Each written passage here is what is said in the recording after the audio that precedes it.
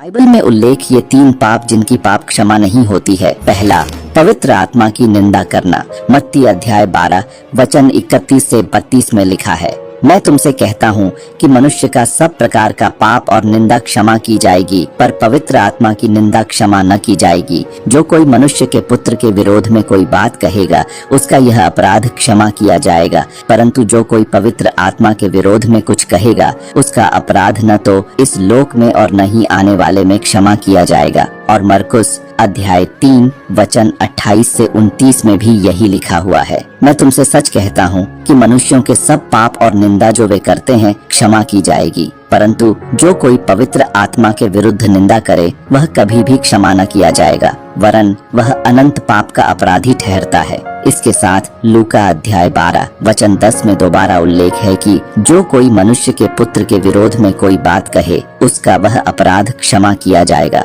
परंतु जो पवित्र आत्मा की निंदा करे उसका अपराध क्षमा नहीं किया जाएगा। दूसरा, धर्म को जानबूझकर त्यागना और पूरी तरह से दूर हो जाना भी एक बड़ी पाप है, जैसे कि इब्रानियों अध्याय 6 वचन 4 से 6 में लिखा हुआ है, जिन्होंने एक बार ज्योति पाई है और जो स्वर्गीय वरदान का स्वाद छक चुके हैं और पवित्र आत्मा के भागी हो गए हैं और परमेश्वर के उत्तम वचन का और आने वाले युग की सामर्थ्य का स्वाद छक चुके हैं, यदि वे विश्वास से दूर हो जाएं, तो उसके बाद पश्चाताप की ओर लौटना लगभग असंभव है, क्योंकि यह यीशु मसीह को फिर से क्रूस पर चढ़ाने के बराबर है। और दूसरा पत्रस अध्याय 2 वचन 20 से 21 में भी यही लिखा हुआ है, जब वे प्रभु और उद्धारकर्ता यीशु मसीह की पहचान के द्वारा संसार की नाना प्रकार की अशुद्धता से बच निकले और फिर उनमें फंस कर रह गए, तो उनके लिए पिछली दशा पहली से भी बुरी होगी। इन उल्लेखों के अनुसार पूरी तरह से ईश्वर से दूर हो जाना और ईश्वर को नकार देना एक बड़ी पाप है। तीसरा, परमेश्वर के नाम की निंदा करना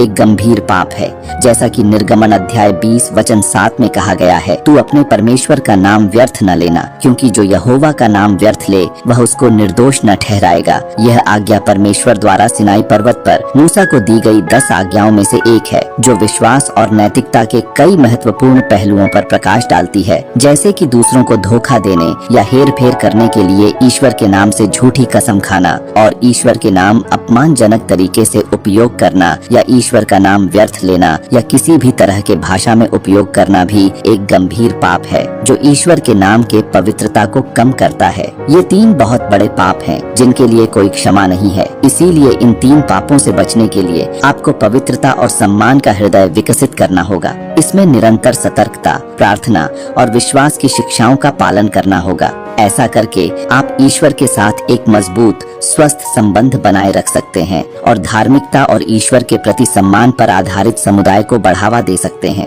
आमीन।